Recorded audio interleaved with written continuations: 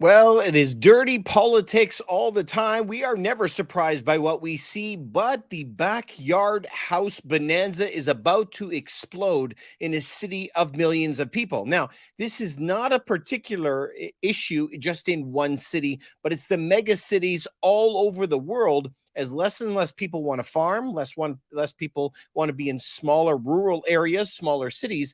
They all want to be in the big city, but they want cheap housing at the same time. My goodness, there's a lot of politics, there's a lot of ethics, and a lot of real passionate people who are fighting this. Now, let's get into what we're doing right here in Toronto. So, for Canada, this is one of the biggest news stories that we have seen in a very long time. So, if you look at a main city like we have right here in Toronto downtown, you can see all of these suburbs where millions of people live on the outside. This term, yellow belt, is actually talking about all of these neighborhoods. This is where you would see a single family home on blocks of it. So it's like that neighborhood that you would see in the movies kind of thing. You could see down here on the side, it says detached or semi detached only. Now, that is the important part for you to know is detached, semi detached. This is a huge amount of the land in Toronto. Now, they just voted on this in the city of Toronto. Now, the term yellow belt, you see, describes this large swath of land, this neighborhoods, quote unquote. Now, the yellow belt can be defined by different residential zones where you're allowed to build properties. Now, it covers a massive amount of space, massive. If we take a look at a picture, you can see that semi and semi detached obviously dominate the majority of the space, but it also dominates the majority of housing types in Toronto. So if you take a look at here, this is where mixed use is. And so you can see on the highlighted roads up and down, it gets kind of purple on those lines because that's where you're allowed to build towers. On the main roads, you can build towers, but not in those protected neighborhoods. So people are really pissed off that people are going to be allowed to build huge multiplexes right on their property, put properties in their backyard, one home, two home, three homes. And so this is going to be really shaking up things in the Toronto market when, if and when this goes through, if it's appealed at all. So we have something called the missing middle.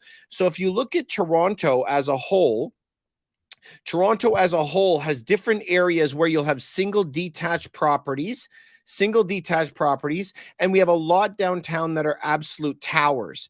But very few are what they call the missing middle in the duplex, triplex, whatever, where it's only 2 or 3 stories tall.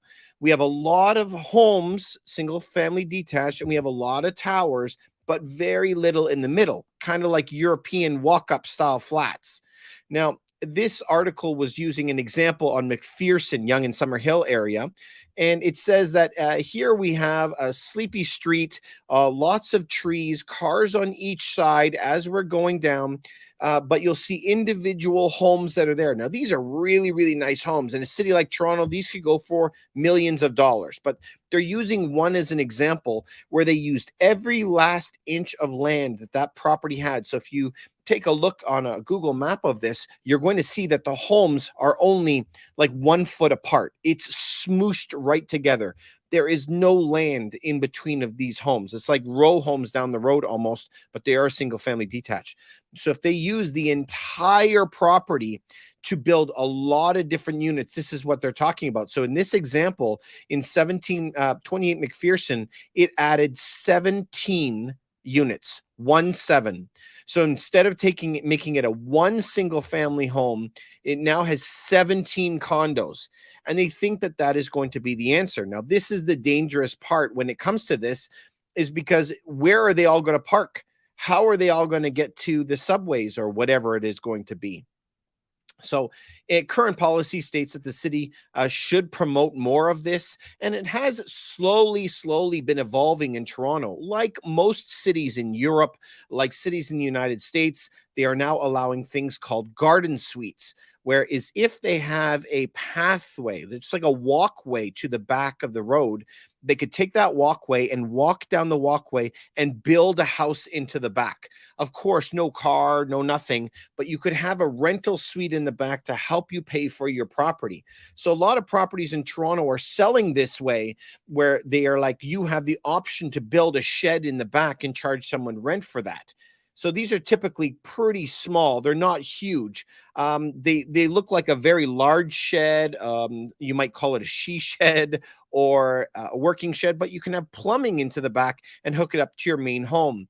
So that is one way. We also have something called laneway houses. So if you take a look at laneway houses are a little bit different, but not very much actually. The only difference is there's a laneway in the back of a property.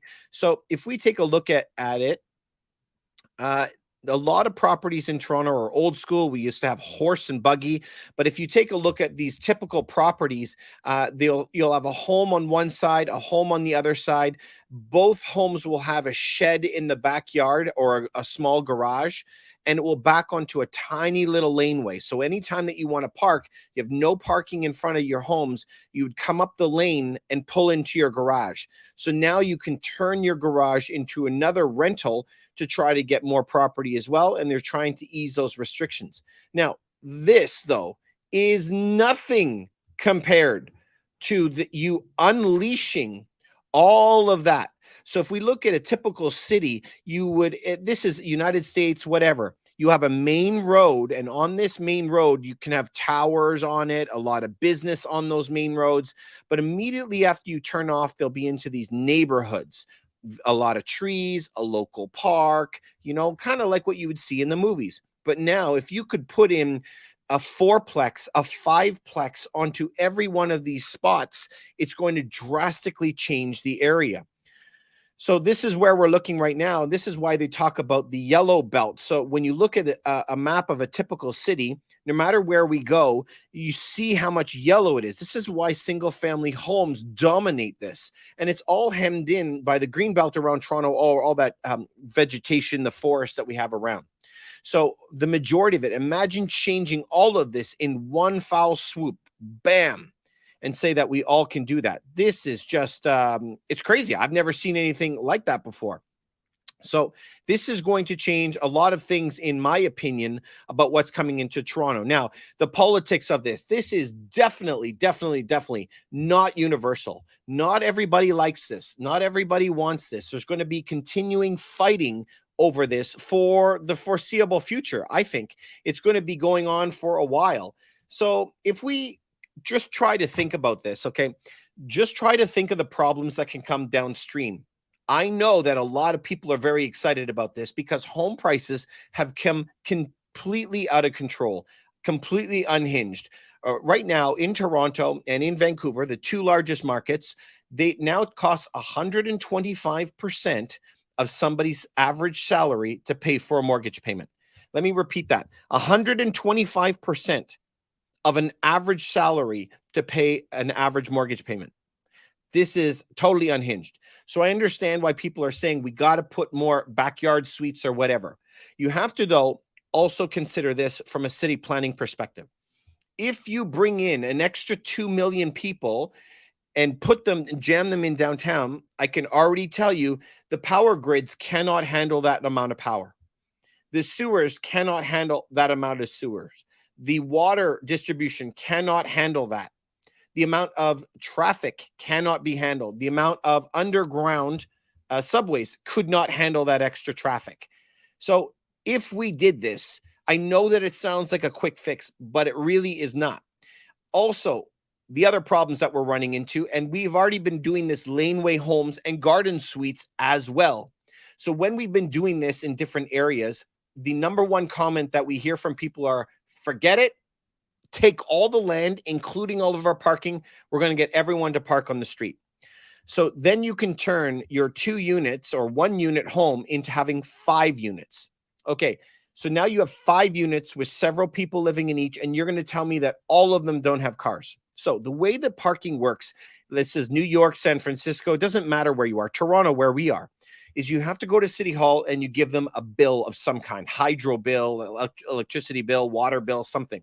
And if you hand them that information, what the first thing they do is they go, okay, here is a permit, and you can now park within 400 meters of your home.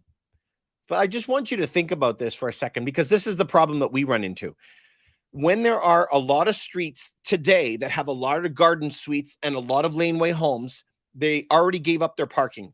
Everyone's expecting to park on the road, and there is no parking.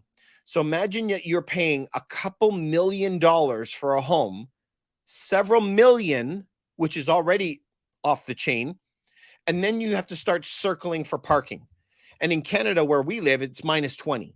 And so you're going to circle for parking and end up driving a kilometer away from your home to park and get a ticket and have to walk a kilometer back at night because you cannot do that. So I've already seen this happening from that perspective, where people are freaking out about parking because they cannot get parking. There is no parking on the streets already. So what is going to happen? I don't know. But once you unleash this, I think there's going to be a lot of problems that come down that pipeline. So, this, where the politics come into this, I think, is where are we going to get the money to retrofit cities in the multi tens of billions of dollars to retrofit cities? That's a good question. We also hear a lot about the housing price. The housing price is out of control in only some parts of the world, some parts of the country. So if we take a look at the United States and look at New York, San Francisco, Seattle, and Miami, like the four corners, all on the outboards, they're very, very expensive. But the inland stuff, not very expensive. If we look at Canada, Toronto, Vancouver, Montreal, very expensive. The rest of the country is very affordable. Prices are half the price or 1/3 the price. And so that really changes the dynamics. So I don't really know. When we talk to a lot of people, I got to tell you, when my great-grandfather came to Canada, when he came here, they were told on a piece of paper, this is where you have to go. You must go here. You don't have a choice of where to go.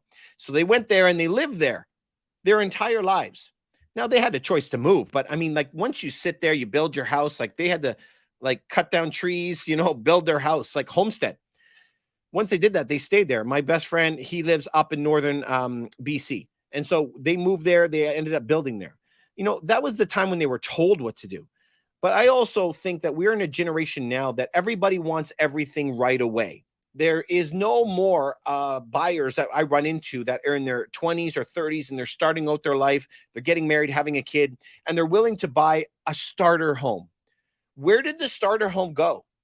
Because now everybody that I meet who's 22, he got his first job. He's like, I'm not living in anything less than 5 bedrooms, and it has to be right downtown.